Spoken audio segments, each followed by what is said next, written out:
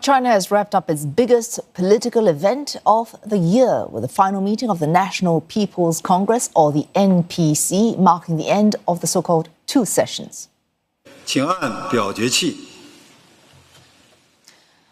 Boosting the economy was the chief focus amid a deepening trade rift with the United States. Thousands of delegates gathered in Beijing earlier today, giving almost unanimous approval for several work reports and draft resolutions. And more, Si Hui joins us live from Beijing. Si Hui, those draft resolutions that were passed today at the closing session of the National People's Congress. Tell us more about these draft resolutions. Sure, Wei Su. So it is a largely ceremonial parliament. 3,000 delegates, they came together to vote on these 7 draft resolutions. They voted overwhelmingly to approve these draft resolutions, which includes the government work report. And as we've heard on Wednesday, this government work report had included an official target for the GDP growth target at around 5%, inflation target at 2%, as well as the deficit ratio has been proposed and raised to 4%. And so that has been approved. Another new amendment to a law on deputies for the National People's Congress, as well as the local People's Congress, that has also been approved. It suggests that at all levels, including the government as well as courts, they will have to strengthen their connections to their deputies, as well as to listen to their suggestions as well as their ideas. Now, the closing ceremony, it's usually hosted by the chairman of the Standing Committee of the National People's Congress, Mr. Zhao Leji, but he had taken ill.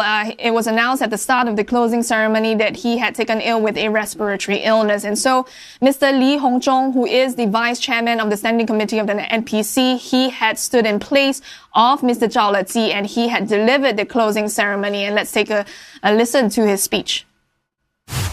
我们要锚定强国建设、民族复兴宏伟蓝图，坚定不移走 中国特色社会主义道路，聚精会神办好自己的事，一步一个脚印地把既定的行动纲领、战略决策、工作部署变为现实。 And now that the NPC has closed, which is the top legislature, it officially draws the two sessions to a close. But the real work begins here. The officials and the delegates, they will have to work on the resolutions that have just been passed, and they will have to tackle key priorities such as boosting domestic consumption, supporting the private sector, as well as addressing unemployment, as well as to spur innovation.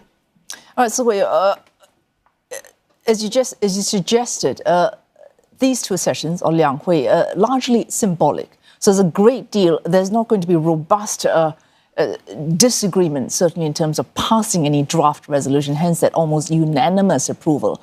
So there's a lot of reading between the lines. As you've suggested, we look at targets for growth, targets for inflation, for fiscal deficits as well.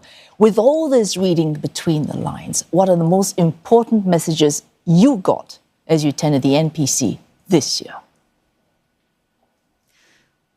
Exactly. So we read between the lines and we know what the key priorities are for this year. Now, boosting domestic consumption, it has come up as the top priority at this year's two sessions compared to previous years. As we look at the top priorities, officials have said that they want to launch special initiatives to boost domestic consumption, which is at a low right now in China. And so this includes a ultra-long special treasury bond worth 300 billion yuan. Now, another thing that has been constantly mentioned would be the spurring of AI. You know, the term, the startup term, DeepSeek, has been constantly mentioned throughout press conferences that we attended. In fact, the economy press conference, the officials even said that this is fast turning into an AI conference.